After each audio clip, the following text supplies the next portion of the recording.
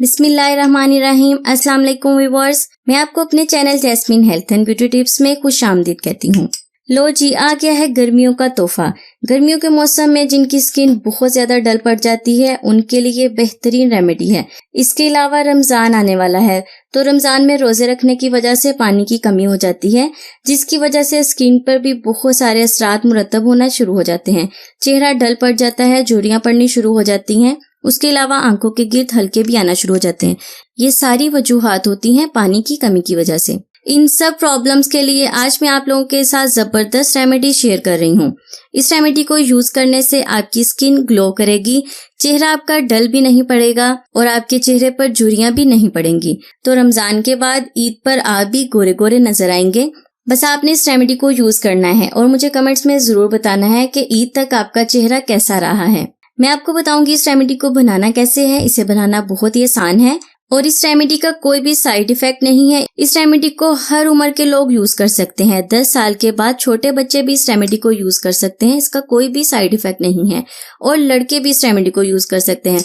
लो जी मुंडे हो, तुसी भी खुश हो जाओ। और एक बात और मैं आपको बता दूं, गर्मियों में आप सन ब्लॉक जरूर यूज किया करें। घर से बाहर निकलने से पहले अपना सन ब्लॉक अपने पास रखा करें। सन ब्लॉक को यूज करके घर से बाहर निकला करें। गर्मियों में आपके चेहरे का रंग कभी भी काला नहीं पड़ेगा। तो अब चलते हैं रेमेडी की तरफ। तो इस रेमेडी के लिए सबसे पहले हमें चाहिए एक साफ प्याली। उसमें मैं डाल रही हूँ 1 चम्मच चावल का आटा। चावल को ग्राइंडर में डाल के ग्राइंड कर लें, इसका आटा बन जाएगा। अगर आपके पास चावल का आटा नहीं है तो घर में जो रोटी बनाने के लिए आटा यूज किया जाता है आप वो भी यूज कर सकते हैं। इसके अलावा अगर आपके फेस पर बहुत ज्यादा पिंपल के निशान हैं तो आप आटे की जगह इसमें बेसन यूज कर सकते हैं। बेसन से आपकी स्किन से पिंपल्स भी खत्म होंगे, उनके निशान भी नहीं रहेंगे। उसके बाद इसमें डाली है मुल्तानी मट्टी। मुल्तानी मट्टी को भी मैंने ग्राइंडर में ग्राइंड करके इसका पाउडर बना लिया है। मुल्तानी मट्टी इसमें डालेंगे आधी चम्मच। गर्मियों में जो रफ स्किन हो जाती है, अक्सर लोगों के साथ ये मसला होता है कि उनके फेस पर गर्मी दाने भी निकल आते हैं।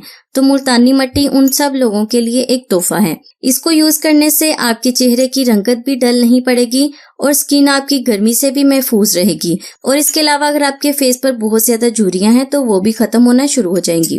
इसके बाद इसमें डालेंगे दही 1 चम्मच। जो लोग ये कहते हैं ना कि कोई भी रेमेडी यूज करने से ग्लो नहीं आता, वो ये रेमेडी यूज करें। इंशाल्लाह मैं कहती हूँ आपके चेहरे पर ग्लो जरूर आएगा। इस रेमेडी को आपने जरूर यूज करना है और यूज करके मुझे कमेंट्स में आपने जरूर बताना है कि आपको ये रेमेडी कैसी लगी है। लास्ट में इसमें डाल रही हूँ एलोवेरा जेल। 1 चम्मच इसमें मैं डाल रही हूँ एलोवेरा जेल। अगर आपके पास फ्रेश है तो आप फ्रेश भी यूज कर सकते हैं। एलोवेरा जेल आपकी स्किन के हर तरह की प्रॉब्लम को सोल्व करेगी। गर्मियों के मौसम में ये सारी चीजें ही आपके फेस को फ्रेश बनाएंगी।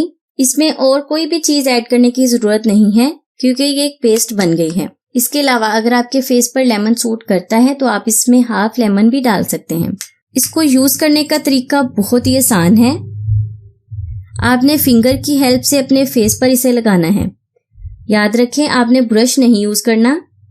इसमें मैंने चावल का आटा डाला है, वो आपके फेस को स्क्रब करेगा। इस रेमेडी को यूज करने से ब्लैक हेड्स, व्हाइट हेड्स भी रिमूव होना शुरू हो जाएंगे।